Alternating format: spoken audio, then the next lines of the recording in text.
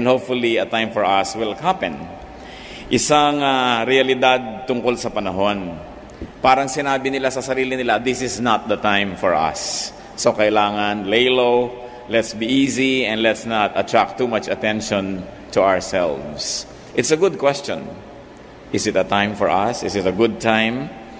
Or what is the present time good for? Isa pong dapat tinatanong natin sa patuloy na pag-aaral natin na Ecclesiastes. At sa ngayon, sa darating na chapter, ang pamagat ng pag-aaral natin, A Time for Us. Heavenly Father, we thank you that you have time for us. That your time is always right. In fact, your timing is perfect. We ask you to give us wisdom, O God, that we may learn to value time and to understand its mystery. Patawarin niyo kami sa pagsasayang namin ng panahon at sa panahon ng aming kapwa. At nawa, Panginoon, pagalingin niyo po ang mga sugat ng aming puso. Palakasin ang aming loob. Linisin niyo po kami at na kami maging handang tumanggap na inyong mga pagpapala. Bigyan niyo nawa kami, Panginoon, ng tahimik, payapang puso at ang mga mahal namin sa buhay na di namin kasama ngayon. Hinahabilin din namin sa iyong mapagpalang kamay.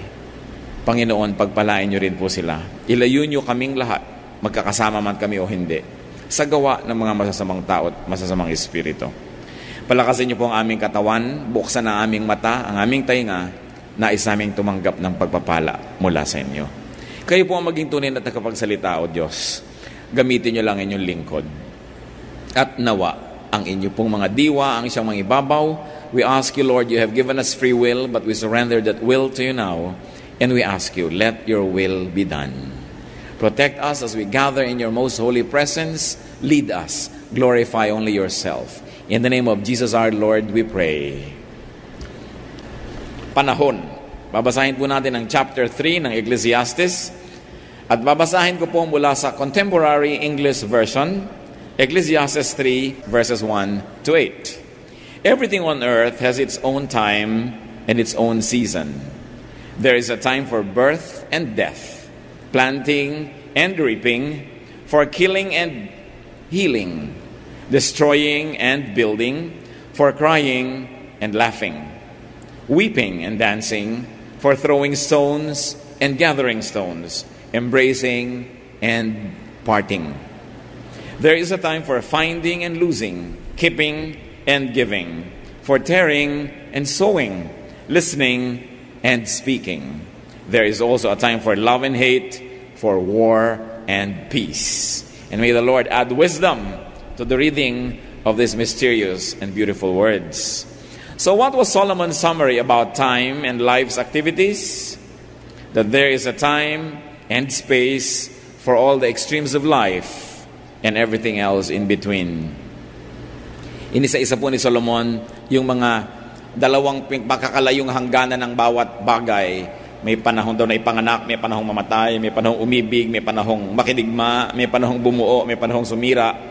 So yung mga magkabilang dulo, may panahon, therefore may panahon sa lahat ng mga nasa gitna nila. All the shades of meaning in between such extremes. That a person is wise when he times his activities well. Kung may tamang panahon para sa lahat ng tamang bagay, ang matalinong tao ay yung gumagawa lang ng tamang bagay sa tamang oras. O kaya ay itinatama ang oras ng maging mga tamang dapat gawin.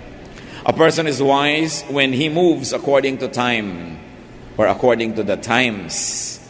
When he flows with time and not contradicts it. When he benefits from time and timing and is not punished by it. A person is wise when he does not miss good timing and when he does not waste time.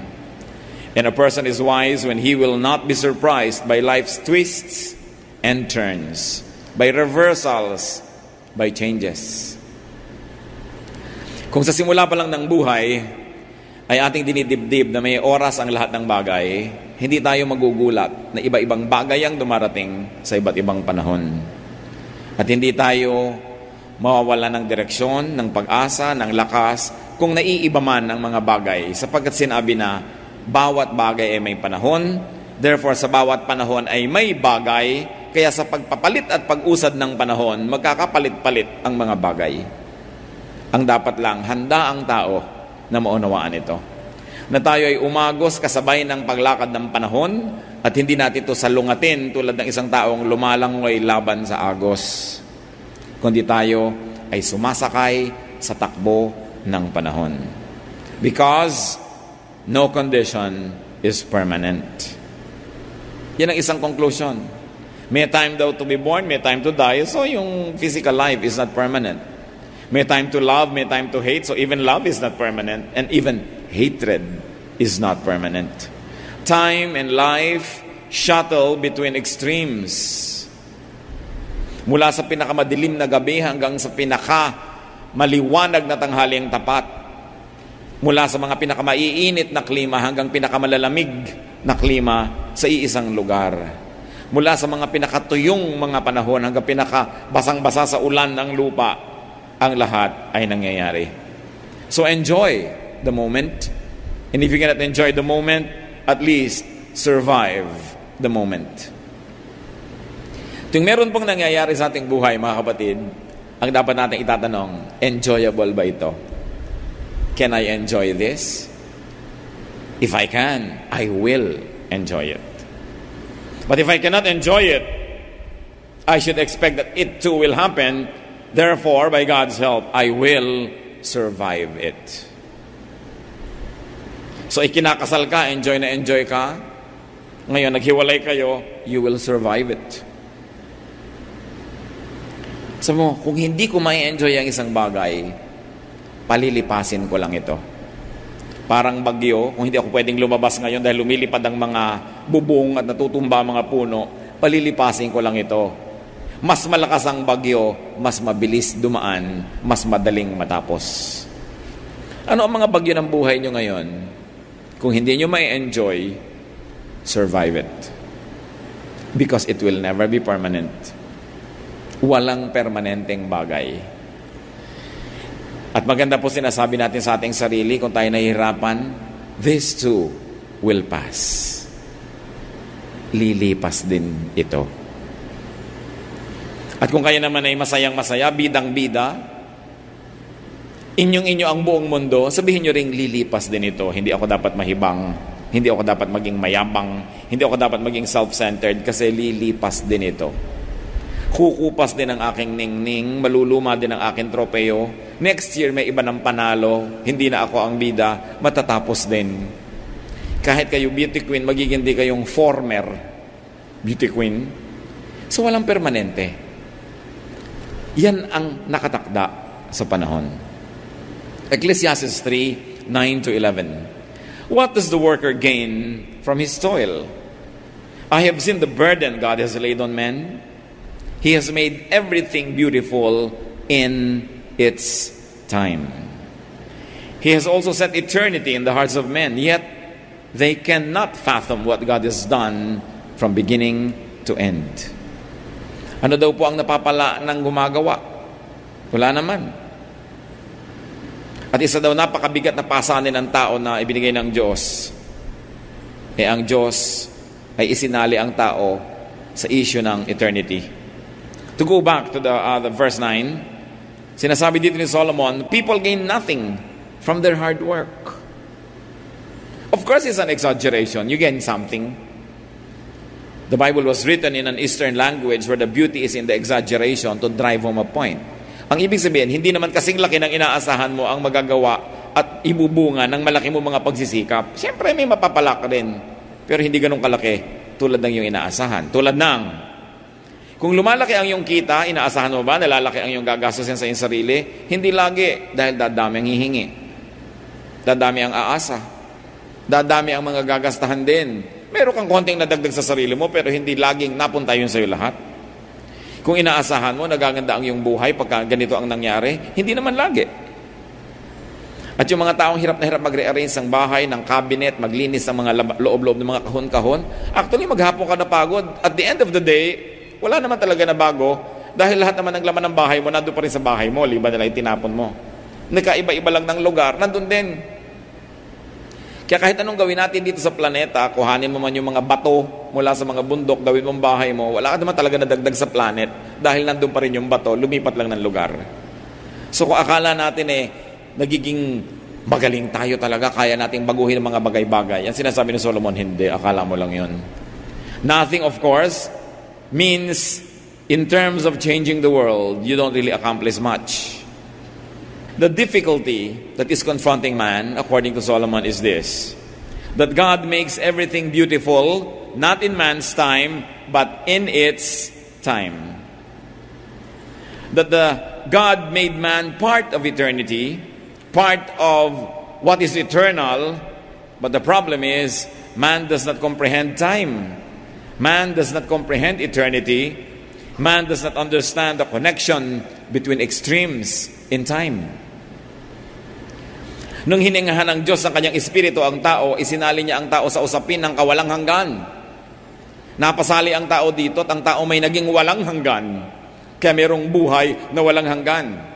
Ang problema lang, ang tao hindi niya lubos na inuunawa ang ibig sabihin ng walang hanggan, sapagkat sobra siyang nakatutok doon sa pansandamantala, doon sa sandaling panahon, at doon sa lalong-lalo na sa kasalukuyang panahon.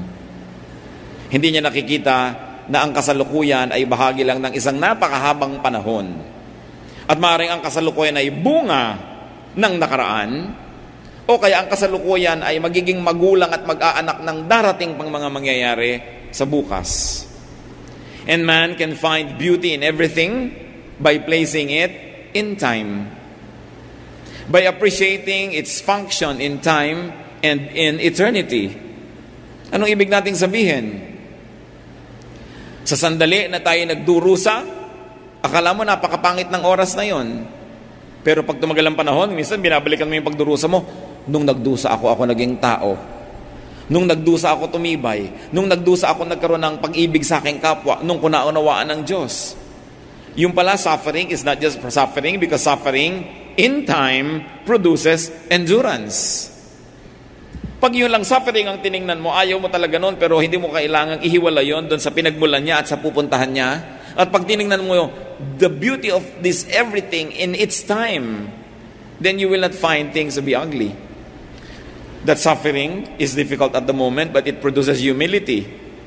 And humility is going to add a lot of dimension to your life. That suffering produces softness and kindness, if you will permit time to temper your experience. Marami pa po mga halimbawa ng isang bagay na habang nangyayari parang hindi maganda, pero pag i-relate na natin dun sa mga darating pang mga panahon at sa mga nangyaring panahon, nagiging maganda. Halimbawa, merong sakit na dumating sa iyo, merong hirap, merong parusa, pero pag tiningnan mo, ay bunga ito ng mga kamalian ko noon, at nagkakaroon ng balancing act ang Diyos, ang buhay, then you will know, well, it is right for me to suffer. I deserve this. At pag tayo naghihirap, yun pala, nag-aaral ka, review ka ng review, hirap na hirap ka, pero darating ang panahon, napapasa ka, at pagkakaroon ka ng enjoyment na yung career, then sabi mo, tama, ang nagpapasa sa akin, yung paghihirap ko doon, ang pag-aaral. Ang nagbigay sa akin ng success, yung pagpipigil ko sa takot-takot na pag-ibig na kumakatok sa aking puso. Kahit walang nagte-text sa akin, mabuti pa ang kalendaryo, may date, ako wala. Pero yung pala, dahil doon, nakatapos ka agad, nag-succeed ka, so sasabihin mo, yung paghihirap ko na yan, ito ngayon yung bunga. If you're going to look at an incident only in its limited time, you will probably complain. But what did Solomon say? God makes everything beautiful in its time. May panahon niya ng pagbubunyag kung bakit siya maganda. Tulad ng bagyo. Parang pangit pagka lumilipad ang bubong mo, nababasa ka o lumulubog ka sa baha. But storms renew, refresh, and restore the earth. Yung mga mahihinang mga sanga na lalaglag, napuputol para mapalitan ng bago, at yung mga punong mahihina na hindi naman dapat silang nandoon, nabubunot. At sa pagdating lang ng panahon, ilang linggo lang o buwan, may tumutubo ng bago doon, na hindi sana makakatubo yun kung hindi nabunot yung dating nakatirang puno doon. So you say, well, in its time, even a storm can be nice. Loneliness can be beautiful because loneliness remembers what happiness forgets. Failure humbles, challenges, and redirects. And therefore, failure can lead to success. Even death can be painful, but it leads to rebirth. And you do not enter eternity unless you pass through the door of physical death. So ano ang pangit sa buhay? Wala. kung titingnan mo siya sa relasyon niya sa buong paglakad ng panahon. The Lord made everything beautiful in its time. But for us to see beauty, we have to extend our gaze and to look beyond the here and now. At hindi mahirap gawin para sa ating mga tao yan, mga kapatid, dahil isinali tayo ng Diyos sa eternity. Eternity was written in our hearts. Eternity was breathed into us by the Spirit of God. And therefore, do not just be mortal because we are immortal. Do not just limit your gaze and your attention to what is here and now, but see what its effect will be in the future. Kaya yung mga taong naghihirap para magtanim ng maganda ay hindi nagdurusa yan, hindi yan nagrereklamo at hindi nasisiraan ng loob, sapagkat alam niya, yung paghihirap sa pagtatanim, may kasunod yan na saya sa pag-ani. Pero yung nagsasaya sa pagtatanim ng masama, dapat din niyang isipin na darating ang ani ng masama. Sapagkat ang panahon ang nagpapantay-pantay sa ating lahat. Ang panahon ang nagbibigay sa lahat ng direksyon. And it is time that really puts all of us on the same plane. It's only a matter of time. Ecclesiastes 3:14 to 15. I know that everything God does will endure forever. Nothing can be added to it and nothing taken from it. God does it so that men will revere Him. Whatever is has already been, and what will be has been before. And God will call the past to account. Nakita po natin na paikot-ikot ang panahon, ang nagbalik ay bubuhayin muli. Ang mga nakaraan ay tutuusin muli. Kaya huwag niyo sasabihin na, ay, nakalusot na yung mali niya, sapagkat ibabalik ang panahon. Babalikan ang panahon ng Diyos. At ang lahat ng liko ay itutuwid. At ang lahat ng di tama ay itatama. God's works and God's creation are characterized by completeness, by permanence, by constancy, and by recurrence. At ano naman ang mangyayari? Bakit ganon? So man will revere God. Nilikha ng Diyos ang lahat ng bagay na wala nang pwedeng palitan, wala nang pwedeng baguhin, at ng tao ay huwag maging mayabang at huwag siyang lumabas sa pagpapala ng Diyos. So that man will stay in his relationship with God. And what is rebellion? Rebellion and disorder are defined as usurping legitimate authority or going out of one's place or orbit. No one creates. We can only recreate. No one creates. We can only rearrange. We can only reorder. What do we mean? Ano pang maidadagdag yung note sa Do, Re, Mi, Fa, Sol, La, Ti? Halos ang lahat ng Western music na kinumpose at marami ring Eastern music, paikot-ikot lang doon. Can you imagine how many songs you can create of Do, Re, Mi, Fa, Sol, La, Ti? Yung tono lang na yun. Nakatungtong na doon lahat ng tono. Gaano karaming words ang pwede nating makreate sa A, B, C, D, E, F, G up to Z? Ilang letters lang yan? 26 letters ba yan sa alphabet? Ilang words ang magagawa natin? Ilalagay mo yung A, susundan mo ng B, tapos lalagyan mo ng C, lalagyan mo ng O, ibang word na yon. O ang unahin mo, lagyan mo ng N, lagyan mo ng LY, ibang word na yon. Pero may invento ka bagong letra. Bukod dun sa nilikha na ng Diyos para sa iba't ibang mga kultura at wika. Meron pa ba tayong kulay na maiimbento bukod dun sa laman ng basic color chart na ang lahat ay nasa gitna na nun, all the shades of color?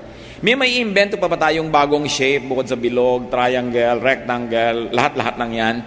So kaya lang nagkakaroon ng mga bagong imbensyon, lalagay mo yung bilog dito, lalagay mo yung triangle doon, iniiba-iba mo lang ang kombinasyon. Pero wala ka naman talagang iniimbento. You don't create, you only recreate and rearrange. At yung mga taong tinatawag na creative, hindi talaga sila nagkikreate. Wala ka makikreate na bago. Kahit yung mga bagong recipe, nanggaling lang yun sa mga dati ng mga sangkap, iniba lang ang timpla at proportion. Kahit yung eka mo, bagong mga pabango, bagong chemicals, nandun na yung mga chemicals na yun, pinag-iba-iba lang ang sangkap at dami nito, konti nun, ininitan, nilamigan, ganun lang yun, pero ang lahat ay nandun na. Sapagkat nang nilikha ng Diyos ang buhay, nang nilikha ng Diyos ang mundo, On the seventh day, He rested because His work was finished. Nagawa na lahat. Kaya ang mahalaga ngayon ay dahil sa ating pag-iisip, pananalangin ay bumubukas ang maraming mga bintana ng ating kaisipan at nakikita natin yung nandun na dati pero hindi natin nakikita dati. And that is what you call enlightenment, realization. Lahat ng karunungan ay nandyan na. Ang tanong lang ay, alam mo ba yun o hindi? At paano mo kinocombine ang karunungan para gumawa ka ng isang buhay? Napakahalaga. But nothing is, and nothing can be new beyond God's original creation. Mga sama-sama at sari-saring observation ni Solomon na isa-isa rin nating sinusuri sapagkat sunod-sunod na lumabas doon sa chapter na binabasa natin. Kuminsan related sila sa isa't isa, malinaw ang relasyon, kuminsan man hindi. Pero may relasyon din yan kung ating aarokin. Ecclesiastes 3:12-13. I know that there is nothing better for men than to be happy and to do good while they live, that everyone may eat and drink and find satisfaction in all his toil. This is the gift of God. So matapos siya magreklamo na marami daw hirap na inilagay ang Diyos sa tao, hindi maunawa ng tao yung pangkawalang hanggan, marami siyang hindi mauunawaan, pero sabi niya, pero may mga madali ring maunawa. Sabi ganon. Ito ang dapat gawin. That man should react to and live with such reality by striving to be happy and to do good within the system. Yan ang ibinigay, itinakda ng Diyos. Ito na ang rule ng chemistry, ito na ang rule ng physics, ito na ang law of biology, ito na ang law of the movements of the planets. Masterin mo na lang, sumakay ka na lang, and learn to live with it and be happy. And from working within the premises of God's wisdom, man gets food and drink, fruit and satisfaction. There are many ways to say that. Yung sinabi dito na, sabi niya, I know that there is nothing better for men than to be happy and do good while they live, that everyone may eat and drink and find satisfaction in all his toil. One way to read that is this, that a man works to earn what can satisfy him. So kung naguguluhan kayo sa buhay at di nyo maunawa, huwag nyo na munang unawain, may panahon din ang pagkakaunawa niyan, magtrabaho na lang kayo, kumita kayo, at meron kayong kainin. Then nagkakaroon ng katuturan ng inyong buhay. Another way to read it is that a man should find satisfaction at work and by working. Na kung tayo ay naghahanap ng kahulugan ng buhay, ang una nating paghanapan niyan ay ang ating trabaho, ang ating paghahanap buhay, ang ating pagsisikap. Sapagkat itinakda ng Diyos na meron tayong kasiyahan na matatamo mula sa pagtatrabaho. Na ang trabaho ay hindi pahirap, ang trabaho ay pinagmumulan ng kasiyahan sa buhay. So dapat kang humanap ng trabaho magbibigay ng kasiyahan sa iyo. Huwag ka lang maghanap buhay na kahit na hindi ka na natutuwa at inis na inis ka sa ginagawa mo, gumawa ka ng paraang makalayas dyan at ikaw ay makalaya at nang sa ganon, hindi ka laging nagre-reklamo pagpapasok ka na. That a man should do the work that brings him satisfaction in its fruit and its process. Yan kuminsan ang dilema ng maraming kabataan. Ano kayang pag-aaralan ko? Ano kaya ang magiging trabaho ko dahil sa pag-aaralan ko? Huwag lang kayong mag-enroll sa isang kurso dahil maiksi ang pila pag registration. O kaya malaki yung quota at tatanggapin kayo. O kaya yun yung may scholarship. Kailangan kasi hinahanda natin yung ating buhay na ang pupuntahan mo yung magugustuhan mo. Sapagkat buong buhay magtatrabaho ka. Paano kung ang trabaho mo ay di mo gusto? Siguro paminsan-minsan just to survive, pampamatid gutom, pwede mong patulan ng mga trabaho hindi mo masyadong gusto, pero mag-isip-isip ka kapatid na huwag kang mamalagi doon, gumawa ka ng paraang makalaya sapagkat hindi ka nalikha ng Diyos para torturin habang nagtatrabaho. Dahil ang trabaho ibinigay ng Diyos to be enjoyed. Kaya sabi niya, 6 days you should work. Not to torture you, but so that you derive pleasure from what you do. So one of the best ways to be wise with time, to be wise in spending time, is to spend it doing what you like to do, what you enjoy doing. Pagka ang malaking bahagi ng ating buhay ay nagugol sa paggawa ng di natin gustong ginagawa, nadaya tayo at hindi natin natamo ang kasiyahan na inilaan ng Diyos para sa bawat isa sa atin. Kaya pinag-uusapan natin ang time. What are you doing with your time? Are you enjoying your time? Hindi laging sinasabing malaki ang kinikita mo pero ang masarap, nag-e-enjoy ka sa ginagawa mo at buhay ka naman.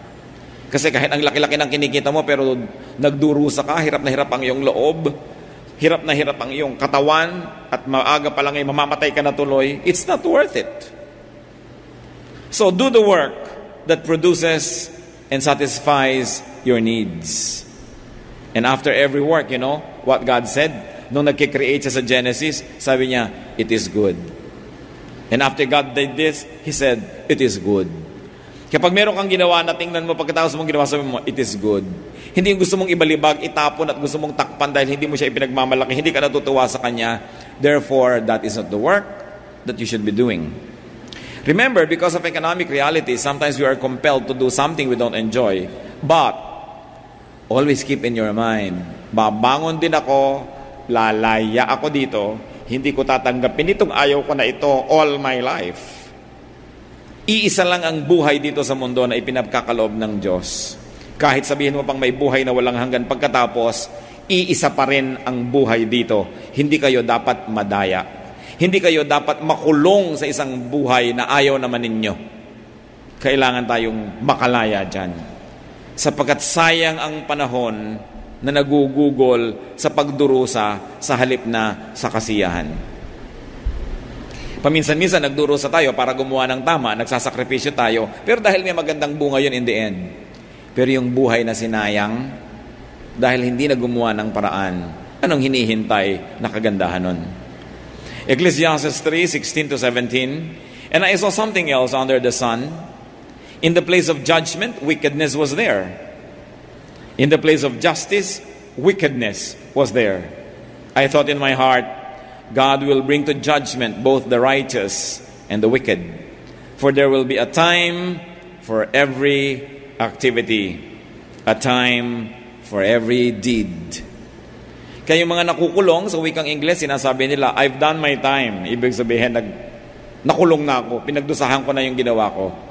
Sabi ni Solomon, kahit nakikita ko na napakaraming mga kasamaan na nangyayari, maraming mga kalapastanganan, at maraming kamalian, alam ko rin, ang lahat ng ito, babalikan, susuriin, at bibigyan ng hatol.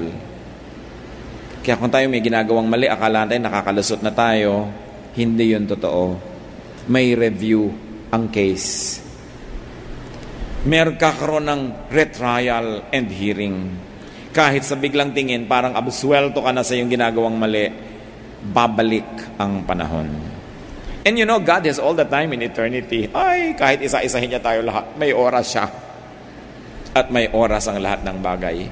Kaya mabuti ng mga kapatid, gumagawa ka ng mabuti kasi habang dumadaan ang panahon, natutuwa ka dahil darating na rin yung panahon ng review, darating yung panahon ng trial and hearing, at muling mabubuklat ang mga mabuti mong ginawa.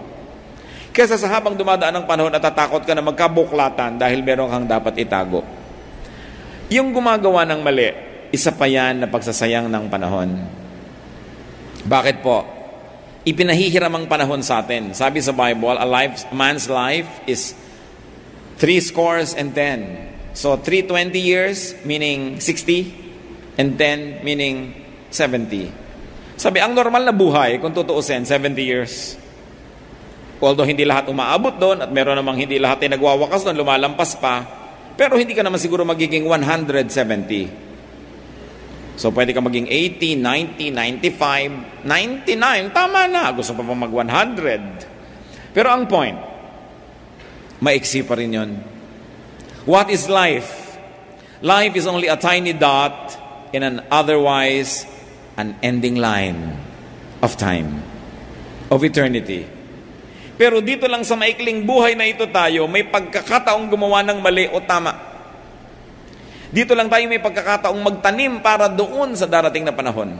Dito lang tayo may pagkakataon na gumawa ng mga bagay na re-reviewin habang panahon. In other words, the record and status we will have in eternity is determined by these few days that we're here. So ang paggawa ng mali ay pagsasayang ng pagkakataon. Dahil pagkakataon na ang bawat oras para pataasin ang ating kalagayan, yung score natin, kung gusto niyong sabihin na score, para pagandahin ang itinatanim natin. Tapos magtatanim ka pa ng pangit, bubuklatin din naman yan, sinayang ang panahon. Kaya dapat lagi, sinasabi natin, I like to respect time. I will do the maximum good I will do and I can do because my life is short. And only this side of eternity will I be able to invest for the other side. Pag nandun ako, tapos na yun. Yung performance ko dito sa earth, yun na yun forever. Hindi na kayang palitan. Parang kung ano yung performance nyo nung elementary, hindi nyo na mapapalitan, yun talaga yung grade nyo. Kung anong performance nyo nung college, yun na talaga, hindi na kayang palitan kahit ano pang gawin mong pagsisirko-sirko. So, yung performance natin dito sa mundong ito, yun na yun. So don't waste time. Solomon observed that there is much injustice and wickedness in life. And he concluded that even injustice and the unjust, even the wickedness and the wicked will have their end. And will have God's judgment. All in its time. Natatandaan ko si Julie Andrews sa pelikulang The Sound of Music na naging sikat noong mga 60s. And for a long, long time became a classic. Na mayroong mga magagandang bagay na nangyayari sa kanyang buhay at sabi niya sa kanyang kanta, hindi niya maintindihan kung bakit. Sabi niya, somewhere in my youth or childhood, I must have done something good. Kung bakit ako umaani ngayon. At kung minsan man umaani tayo ng pakla, ng pait, ng mga hindi magagandang bunga, baka may ginawa rin tayong mali. Kasi lahat ng ginagawa natin naka-register. And whenever you do something wrong or something right, you actually turn on a machinery that never stop working like a factory until its product comes out at the end. So pag may ginawa kang mali, i-on mo ang isang makinarya, meron niyang gagawing produkto, hindi yan titigil hanggang hindi lumalabas yung bunga at aanihin mo yun doon sa dulo. Pag may ginawa ka ring tama, aandar din yung makinarya na yan at meron ka ring aanihin. Kahit kailan, hindi pinagsisisihan ang paggawa ng mabuti. Sa katunayan, ang paggawa ng mabuti ang pinakamatalinong paraan ng paggugol ng panahon. Ecclesiastes 3:18-21. I also thought, as for men, God tests them so that they may see that they are like the animals. Man's fate is like that of the animals. The same fate awaits them both. As one dies, so dies the other. All have the same breath. Man has no advantage over the animal. Everything is meaningless. All go to the same place. All come from dust. And to dust, all return. Who knows if the spirit of man rises upward and if the spirit of the animal goes down into the earth? Iba talaga mag-isip din to Solomon. At ang binabasa natin para mga random thoughts of Solomon. Kaya kung saan niya tayo dalhin, doon naman tayo pupunta ng discussion.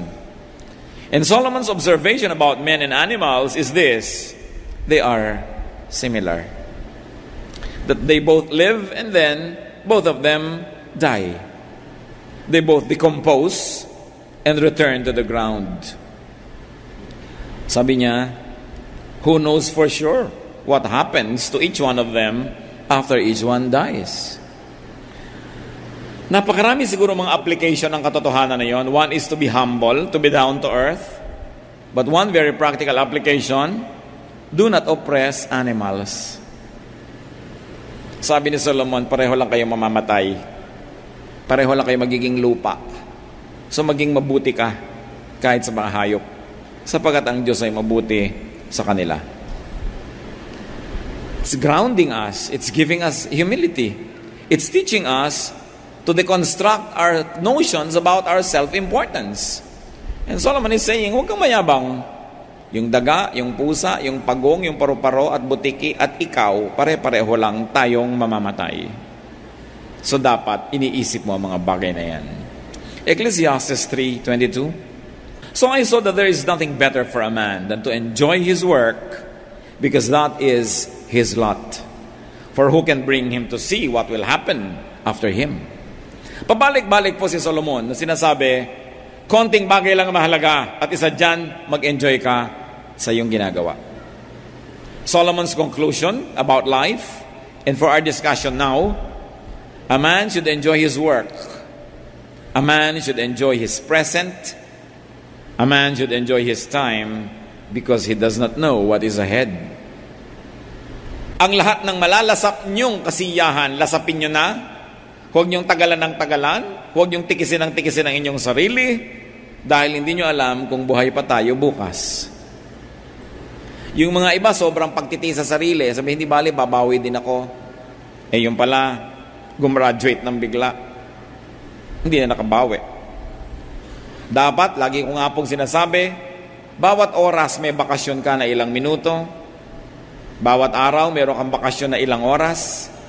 At bawat linggo, may bakasyon ka malang na isang araw.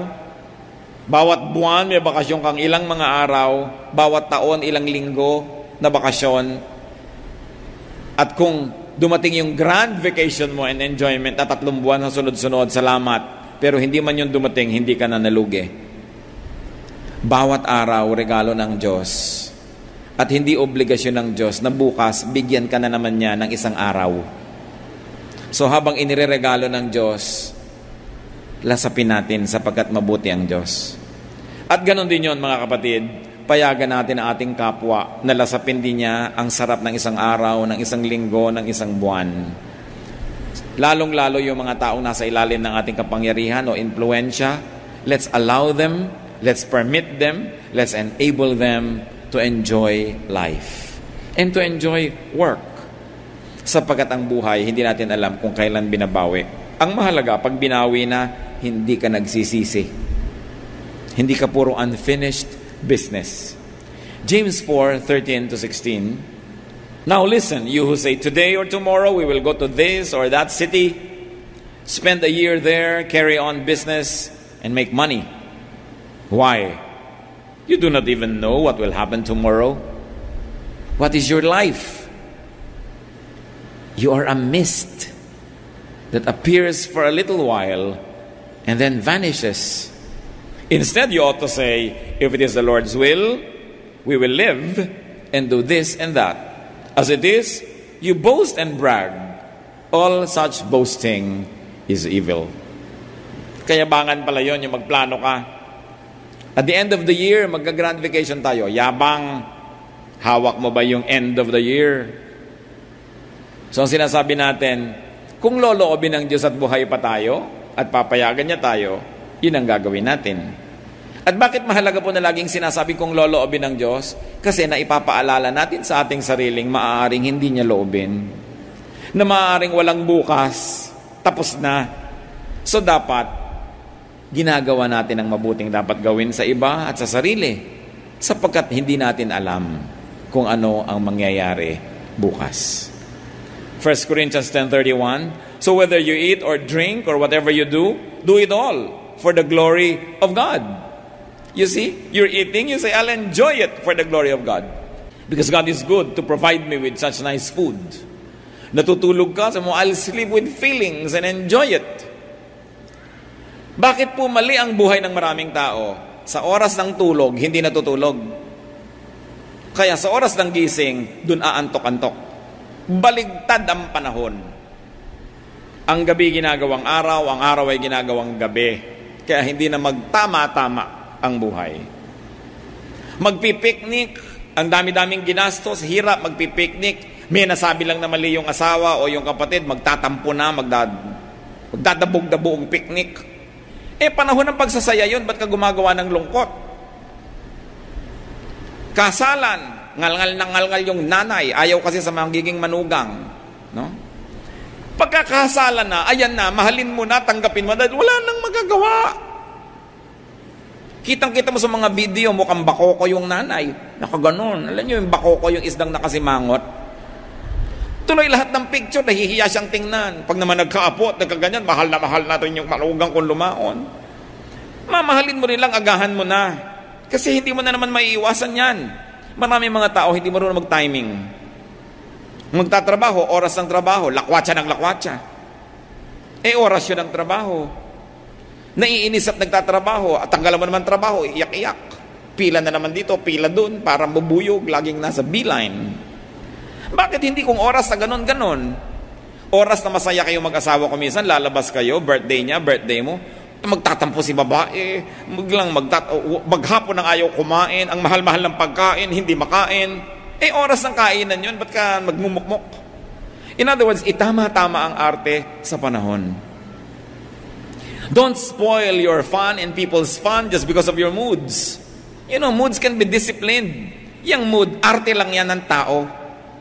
At mas may makapangyarihan, mas nabibili ang arte, mas dumadami yung mood. Hindi nyo ba napapansin yun?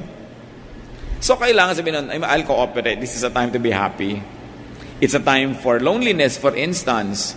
Yung iba naman kung kailan nasa lamay, doon ngis-ngisan ng ngis-ngisan, hampasan ng hampasan. Gusto mong pandilatan na lamay ito. Wala sa lugar.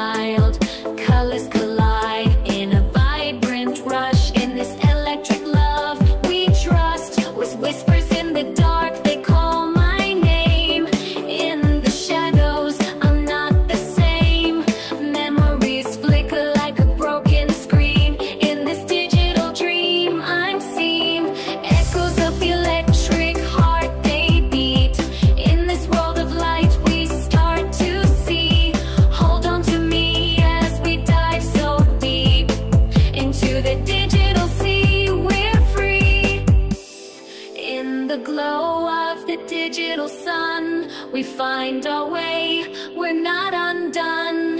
In the echoes of the electric heart, we start again from the very start.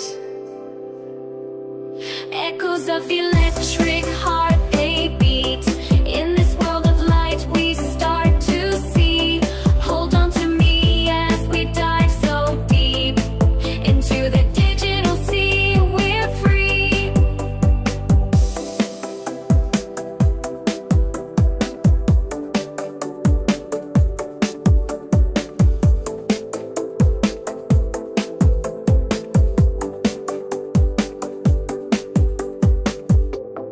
In the glow of the digital sun, we find our way, we're not undone. In the echoes of the electric heart, we start again from the very start. Echoes of the electric